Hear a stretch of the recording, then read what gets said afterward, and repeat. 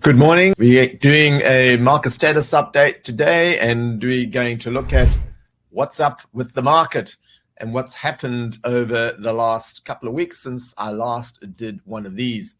Before I get into it, I have to tell you that and remind you that none of the analysis that I do at these sessions are used by our mechanical systems, SPA3 Investor or SPA3 Trader, and none of this analysis is used to make any decisions in the public portfolios for US or Australia.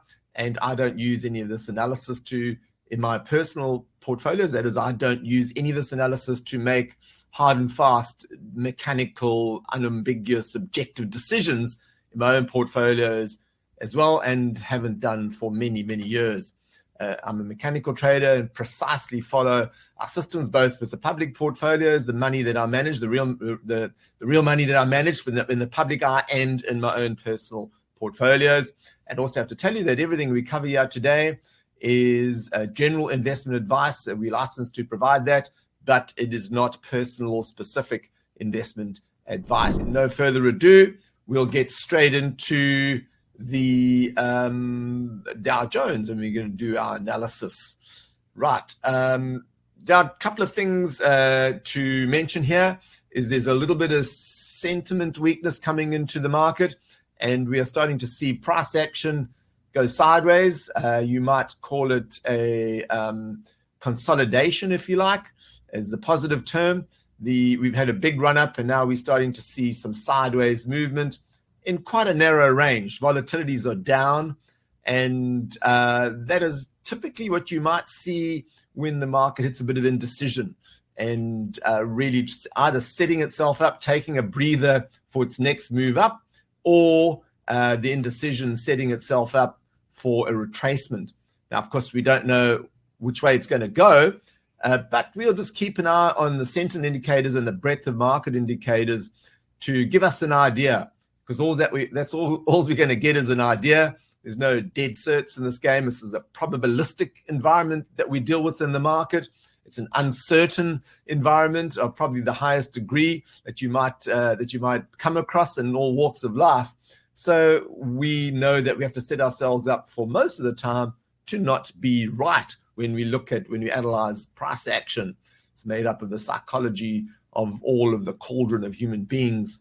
And at the moment, let's just look at the relative strengths at the bottom over here. You can see that the Dow Jones is underperforming the S&P 500, which is typically what happens when there's a risk-on environment, when there's a little bit more risk being taken, and equities are having a positive run. I've also, as a theme for this session, I've put some Fibonacci's on, short-term Fibonacci's, taking the run that we had from the trough back here in the middle of the screen, which was October last year, and run to the high, and just to get an idea relative for each index we're going to look at today as to where the retracement's sitting. Now, a 23.6% Fibonacci retracement, which is that blue line over there, just take note of where the current price action is relevant to that, or relative to that, sorry, and you'll just get an idea of the relativity between the different indices and where they are, how deep this or shallow the retracement has been so far. And over the coming weeks, if the case for a retracement to the downside rather than this being a breather to break out to the upside again, so looking at the negative case, the downside, is we want to see if the retracement happens, how deep these retracements go. So we're going to use as a little bit of a benchmark in the short term a 23.6% Fibonacci retracement and a 38.2. If we have a 23.6 and we rebound from there and then make new highs from there, that will be extremely positive. All markets have to take breathers. They don't go up in straight lines. And what we're measuring here is how shallow or deep this little retracement, this period of indecision, this period of consolidation, whatever you want to call it, how deep it goes. So that's where we are on the Dow. It's sitting on the bottom end of this channel line. Of course, that's not to be taken too seriously. It's an indication of where price action is and what the gradient is. And you can see the gradient is slowing. So early on over here, rising, and the gradient slowing. If this falls below and goes down to 23.6, and when it does form a trough there, I'll redraw these channels to get a new gradient and a new channel line on. S&P 500, you can see it's further away from the 23.6 than what the Dow Jones is there, telling us that the relative to the Dow Jones, the S&P 500 has been a bit stronger. So that is, we'll keep an eye on that retracement, but certainly at the upper end of this channel, not exactly the same channel as the one that I looked at on the Dow. The only thing to notice here is that this is the cumulative new high, new low, 52 weeks. That is, you can see the gap is widening over here on this trend line, and so the indication of strength, more cumulative new highs, and the similar thing is happening. In fact, it's slowing down a bit here on the cumulative advanced decline. Rising. It's getting stronger. The gray over here has gone from below the trend line to above, and this moving average is also rising. So that's positive as well. What we're looking for here are stocks that are above the S&P 500, that are above the 150-day simple moving average. There was divergence there, but then we had the breakout, and we've now just jumped above 85% for the number of stocks. Despite a little bit of weakness going on here, there are more stocks above their 150-day moving average, suggesting some of the smaller cap stocks that are constituents of the S&P 500 are starting to come into the game. US dollar, key one that we're going to keep an eye on. It's still risk on over here. What we're looking for a risk off is for this indicator, the bottom indicator here, which is a smooth rate of change of the relative strength, the ratio between the US dollar and the S&P 500. That's stocks to US dollar ratio, if you like. And at this stage, no signals there to be that's alarming.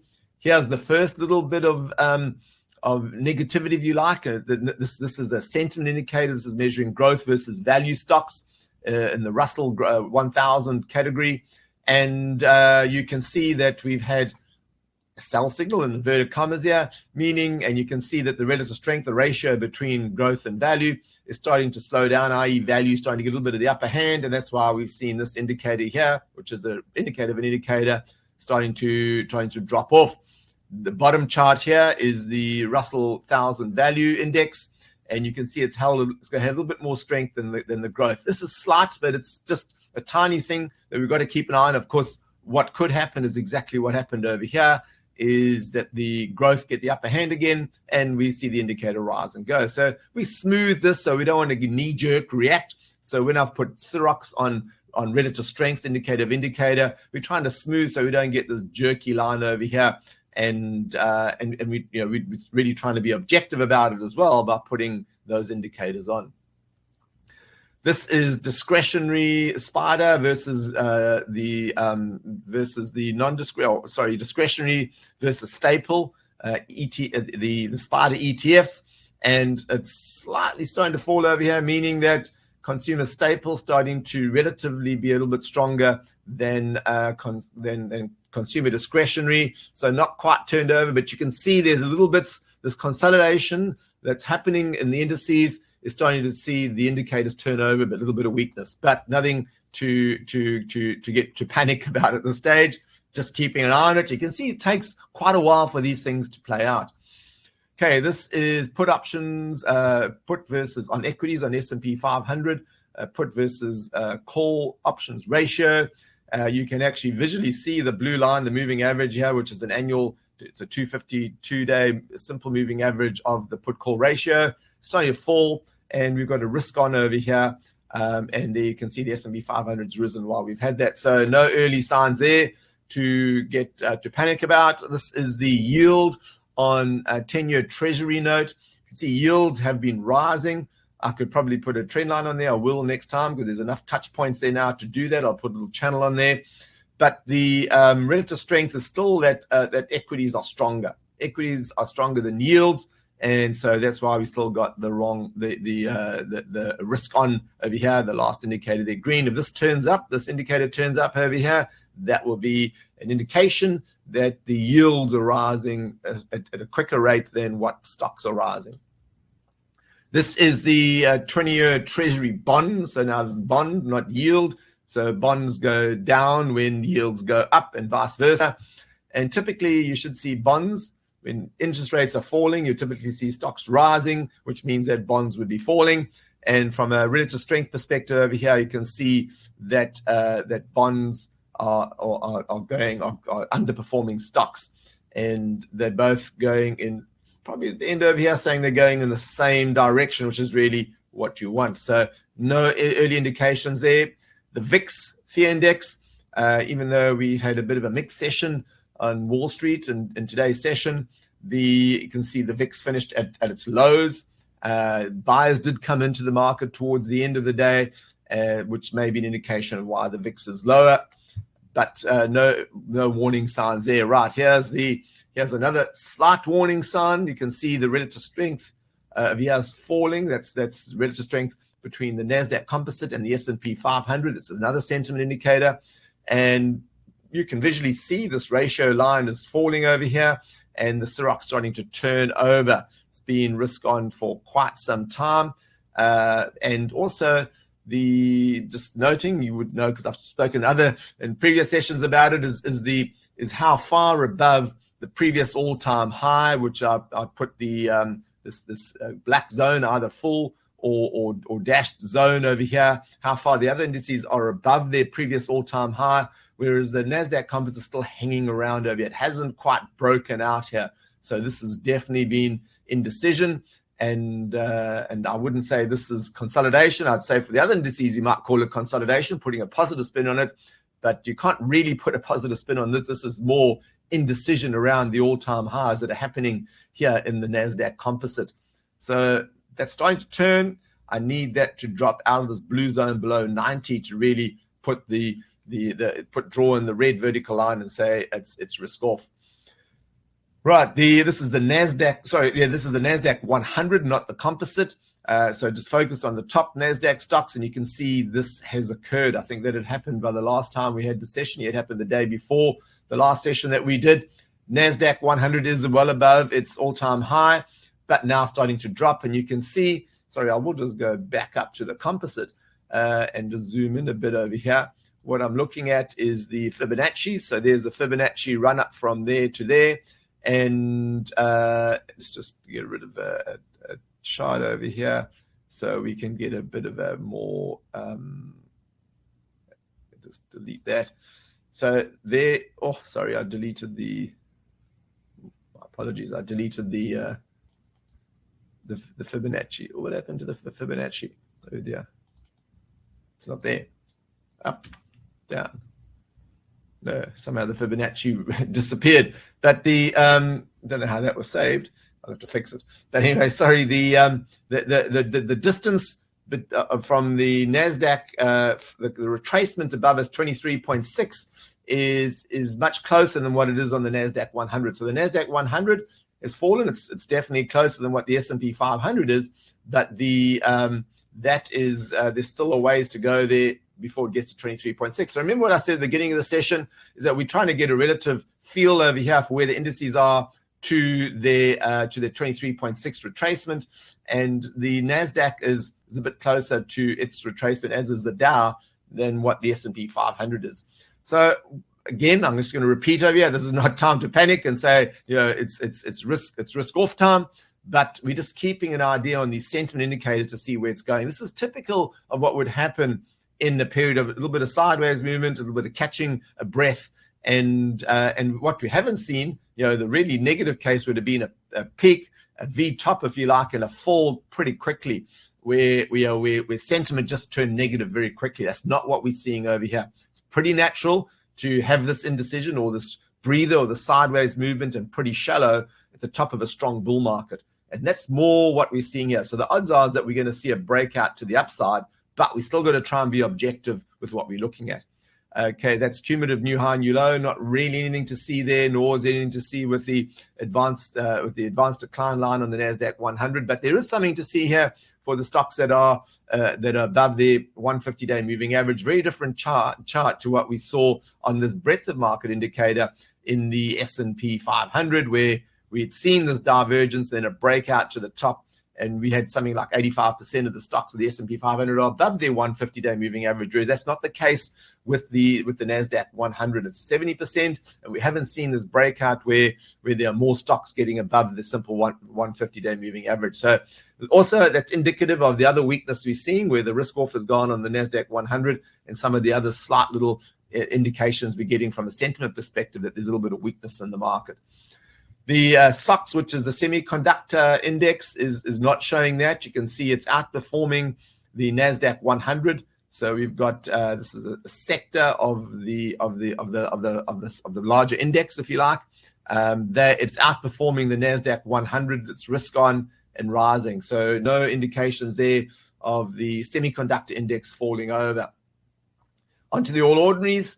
Look how far it is above its 23.6, so a bit more of a gap there than the NASDAQ 100, but not quite as much as the S&P 500. Another bit of sentiment here is the ratio between the All Ords and the S&P 500, and you can see that the All Ords is slightly outperforming. It's starting to rise over here, the S&P 500, which is typically another indication. So the All Ords would do better in negative markets than what the S&P 500 would, and do worse in a strong market. So it doesn't rise by as much as the S&P 500, when it's risk on. So we're seeing that relative weakness over there. That's another small indication from a sentiment perspective that there's a little bit of weakness around it in equities. The Australian dollar rising against the US dollar, that would typically be good for equities worldwide. It means that there's the Australian dollar stronger than US dollar, and because a weaker US dollar means a stronger equities market and vice versa. So there's positivity, more positivity than that than not. And we also, I'll give you a reason for that in a moment. We'll have a look at some other indices to show why there's a bit of strength in the Australian dollar. There's a bit of money coming into the Australian market from offshore. Right, the Nikkei is still above its all-time high. That's positive, having a retracement. You can see it's almost had a full, or it has had a full 23.6% retracement. If that is as deep or shallow as it goes, or deep as it goes, and it now makes a new high from there, this will be an indication. So at the moment, the Nikkei, it has been for quite some time. You can see its outperformance here of the S&P 500 for quite some time. That's the ratio between it and the S&P 500. Has been a leading equities indicator around the world. So why do I look at this? I don't necessarily look at the Nikkei, and it's not always the Nikkei. It can be other indices that do the same. We'll look at another one in a moment. It's also been a leading indicator for risk on for equities around the world. But we look at this to gauge that.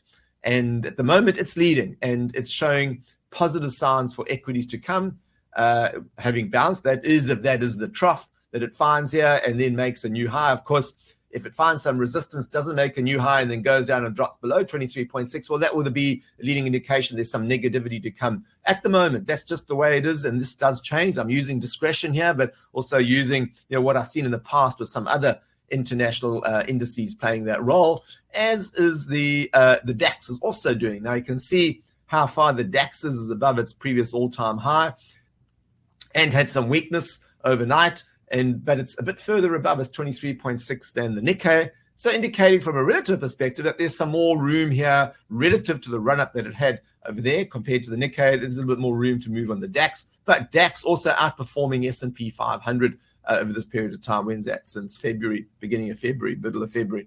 So that's why we look at the DAX and the Nikkei. And so as a lead at this stage. Now that will change at some stage, and we'll have to keep looking at the charts to work out using discretion and subjectivity when that might be, which is why it's so difficult to make a decision on it. Nothing to learn from the FTSE, nothing to learn from the Bovespa at this stage, and so it's underdeveloped or non-developed markets are not making a run yet, although there's a little bit of a positive sign over there relative to the S&P 500.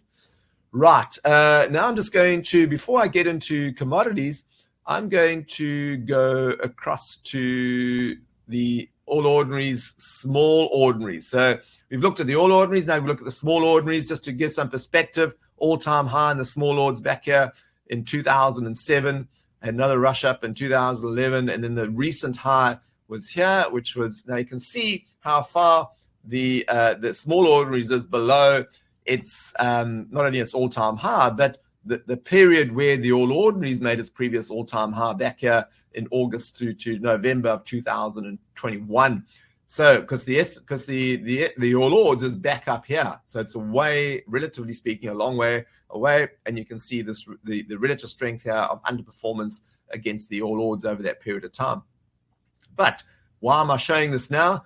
Well, firstly, we had an entry signal there on the small ordinaries, back in November last year, and it's shown relatively, this line at the bottom over here showing us that the ratio between it and the all ords is that the small ords has been stronger than the all ords, and it's continuing to rise. That's a very strong run up. So let's have a look at some of the other indices. This is the small industrials. Small industrials have played a big role in the small ords rising. You can see outperformance here of the all ordinaries by the small industrials.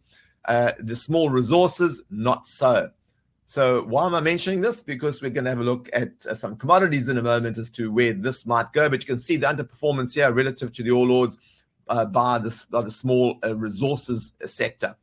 The emerging companies, that's smaller companies made up of both small resources and small industrials, or even smaller industrials and smaller resources, has been rising quite strongly. And since the February, so the last couple of months, 2.5 months, it's been much stronger than the all ordinaries.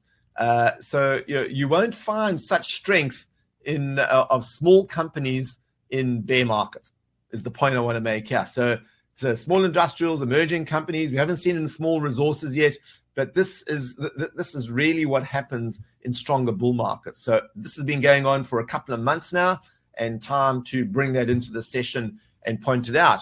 Mid-cap 50 also been strong, outperforming, although just weakness in the last couple of weeks, but outperforming the all ordinaries, as has the, the mid-cap industrials. So that's a stronger part of the mid-cap 50, but the mid-cap resources starting to rise now, rising quicker than the small resources. So the mid-cap resources doing better than the small resources and starting to rise now. So a bit of strength coming into the smaller to mid-cap side of the Australian market. Now, why are we looking at this? Because we'll now go look at some commodities, and we'll start off with the Commodity Resources Bureau Index. So this is made up of 6 resources, strength, starting to outperform equities here. So strength coming into commodities. Gold is not part of the CRB index, and you'd think it is, but it's not. Well above its all-time high. This is strong price action, outperforming equities. So this is now starting to get into mainstream, the talk about gold, and this is very strong price action. It's a clear breakout, tiny, shallow retracement, and then strong breakout. So this is going to continue for some time. I know we've had some discussion about it potentially being linked to Bitcoin, and there is a little bit of correlation between the two, but this is something stronger than that at this stage. And I've also mentioned it relative to, but also as a sign to keep an eye on, as a potential start of a secular bear market. I don't think it's that at this stage, because there's this other, the stocks, equity indices are well above their previous highs, the major ones. Silver starting to react now. So here's the silver gold ratio down here, a little bit of strength, but not quite. So it's basically just matching it. It's not outperforming it. And here's the one that we need to keep an eye on. This is copper. This has been, just notice, how copper, that's early February. When did the mid-cap resources and mid-cap and the small-cap resources start showing some strength? Round about then. So this is, as people call it, Dr. Copper, the bellwether of the market. There's plenty of demand for copper right across for all different kinds of industries, and copper is now starting to make a bit of a move. If it gets to its all-time high, expected to, which is right up over here, where the black zone is, expected to find some resistance. But if that continues to get stronger and prices rise, copper prices rise, we're going to see money coming into Australia, which is explaining demand for the Australian dollar relative to the US dollar. And so this is still early days when these things happen. They happen let's just go and have a look at this. Sorry, not that one. It happens mid-cap. Happens like that. Okay, you get strong run-ups. This is 2003, 2002, all the way to 2008, 2007. That can happen when we get a real run-on in commodities, and this is driven by small to mid-cap. So that is small resources, and it has a huge effect on the Australian market. So not saying that's going to happen, but it's certainly the early signs are there for that to potentially happen, and we must keep an eye on copper. Look what copper did back in that period of time, 2001 to around about 2007 and 8, and then it was the 2011 run up over there.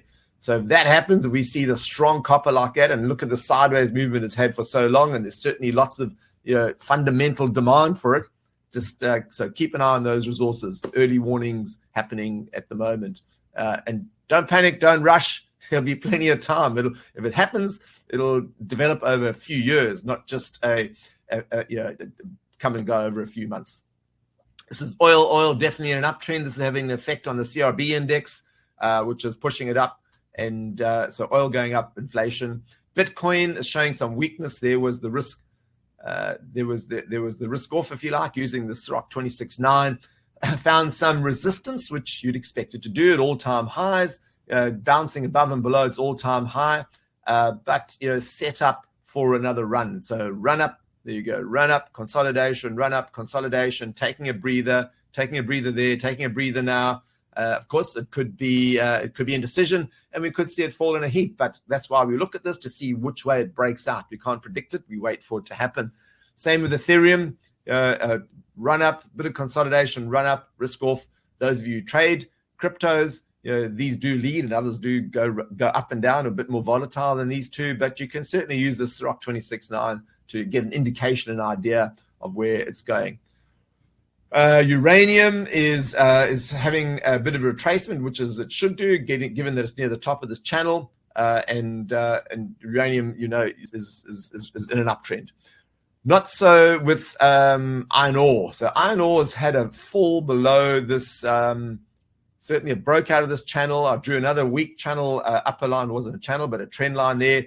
It broke. It found resistance, found support, broke through there. Now it has not found support at this channel line and is now heading down to around about 90, which is kind of a median midpoint for and position of strength. We've got lots of touch points here around this 85 to 90 or 90. It's probably 90 to 100. And you can see that it does need to find support at probably the lower levels around about $90. If it doesn't do that and it goes lower, well, it's going to be hitting a lot lower.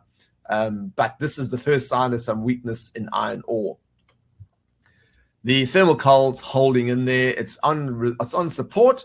That support does need to hold. And if it falls below that, then the next level of support, if it falls below, is all the way down here at what's that, 50. So that could more than halve if it falls below there.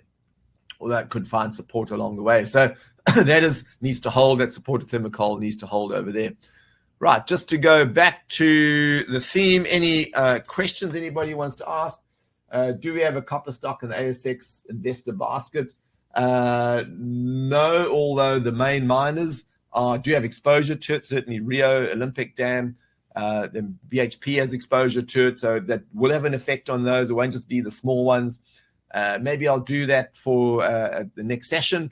I do have a watch list that I keep of copper stocks, and which needs to be updated from time to time when they run. But there wouldn't be. I'm not sure if mineral resources is more exposure to uranium, but there might be. Some of the larger ones do have exposure. Yeah, some of the larger resources companies can't afford to not have exposure to copper, so they will have some effect. But at the marginal end, certainly Spark-Street Investor probably won't have any at the marginal end. They'll just be too small cap, because they're like the volume and the liquidity comes and goes depending on what the commodity is doing, and some of these mines even shut down and they're, or just mothball is probably the better word, until the price rises again, and then they just pop up and off they go again, a bit like some of the Australian fish out in the desert. So yes, Detmer is also saying several gold stocks are open trades at the moment. We have I think we have one in our public portfolio. John is saying that Sandfire Resources, SFR, is certainly what will happen. Sorry, Jermaine, but in investor there aren't any besides the majors. But Spark-Street Trader, these stocks will come to the fore pretty quickly, and you'll start seeing signals firing in these stocks. And it's like the bees going to the honey pot. It just goes from uranium to lithium to and copper might be the next one that has a run, but we'll keep a close eye on that. Right. Any other suggestions, comments? If not, I'll finish there. I'm right on the half hour, which I'll try to keep to. So thank you for your time and attendance. The theme at the moment is consolidation and taking a breather and waiting to see whether the breakout's going to be to the upside or the downside, and some small indications there of maybe this going on a little bit longer. We wait to see. Thank you for your time and attendance. And as always, I wish you consistent, objective, and peaceful active investing.